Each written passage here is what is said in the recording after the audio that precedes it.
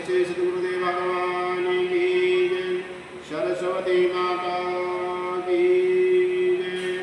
हाँ जी, सभी भक्तजनों को सूचित किया जाता है कि आज मैं बृहस्पति गुरुदेव की कथा सुनाने जा रहा हूँ। आशा है कि आप मन लगाकर और ध्यान से सुनेंगे। तो आइए कथा शुरू करते हैं और सभी भक्तजनों से अपील करते हैं कि बड़ी श्रद्धा और भाव के साथ ये कथा सुने। किसी गांव में एक साहूकार रहता था जिसके घर में अन्न वस्त्र धन और किसी प्रकार की कोई कमी नहीं थी, परंतु उसकी स्त्री बहुत ही कृपण व किसी भिक्षार्थी को कुछ नहीं देती थी। सारे दिन घर के काम काज में लगी रहती थी। एक समय एक साधु महात्मा जी बृहस्पति के दिन उसके द्वार पर आए और भिक्षा की याचना की। तो स्त्री उसमें घर के आंगन को लीप रही थी। तो इस कारण साधु महाराज को कहने लगी, महाराज जी, इस समय तो मैं घर को लीप रही हूँ, आपको कुछ नहीं दे सकती। फिर किसी अवकाश के समय आना, साधु महात्मा खाली हाथ चले गए।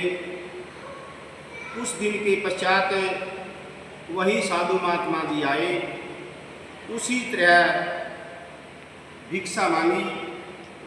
साहूकारनी उसमें लड़के को खिला रही थी।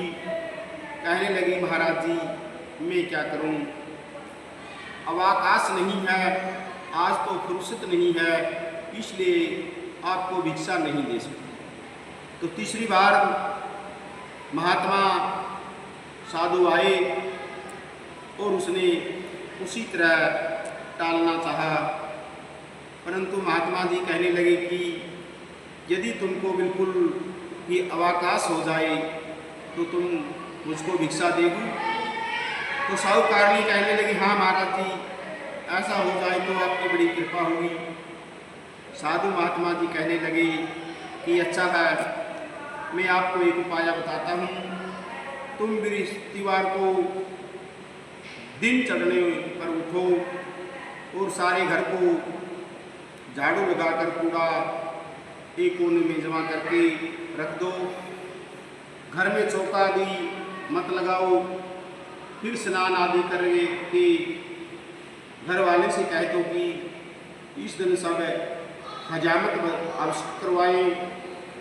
रसोई बनाकर चूल्हे के पीछे रखा करो, सामने कभी न रखो।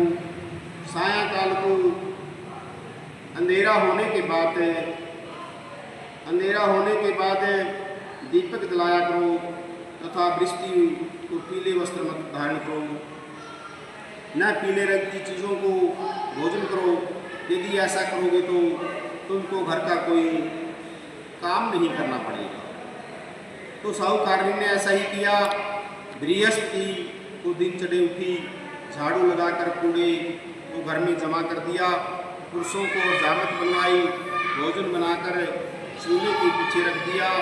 बृहस्पतिवार को किसी ऐसी करती रही। तो अब कुछ दिन बाद उसके घर में खाने को दाना तक नहीं रहा। तो थोड़े ही दिन में वही महात्मा जी फिर आए और भिक्षा मांगी, परंतु सेठानी ने कहा कि महाराज, मेरे घर में खाने को अन्न नहीं, आपको मैं क्या दे सकती हूँ। तब महात्मा जी ने कहा कि तुम्हारे घर में सब कुछ था, तब भी तुमने कुछ नहीं दिया। अब पूरा फुर्सत है, पूरा अवकाश है, अब तुम कुछ नहीं दे रही हो, तुम क्या चाहती हो। तो वह कहो, सेठानी ने हाथ जोड़कर प्रार्थना की, हे महाराज, अब कोई ऐसा उपाय बताओ कि मेरे घर में पहले जैसे धन धान्य हो जाए। अब मैं प्रतिज्ञा करती हूँ कि अवश्य मैं जैसा आप कहोगे वैसा ही करूँगी। तब महात्मा जी ने कहा, बृहस्पतिवार को प्रातः उठकर स्नान आदि से निवृत्त होकर घर को गौ के गोबर से लीपकर घर में पुरुष हजामत न बनवाए, भूखों को अन्न जल देती रहो, ठीक सायंकाल दीपक जलाओ। यदि ऐसा करोगे तो तुम्हारी सब मनोकामना भगवान बृहस्पति गुरु की कृपा से पूर्ण होगी। शिटानी ने ऐसा ही किया तो उसके घर में अन्न धन जैसे पहले था वैसा ही हो गया। तो इस प्रकार भगवान बृहस्पतिवार की कृपा से अनेक प्रकार के सुख होकर दीर्घ काल तक जीवित रही। बोलिए विष्णु भगवान की जय, शंकर भगवान की जय, अपने कुल के पितृ देवताओं की जय हो। सर्वे भवन्तु सुखिनः, सर्वे सन्तु निरामयाः, सर्वे भद्राणि पश्यन्तु मा कश्चित् दुःखभाग् भवेत्। ॐ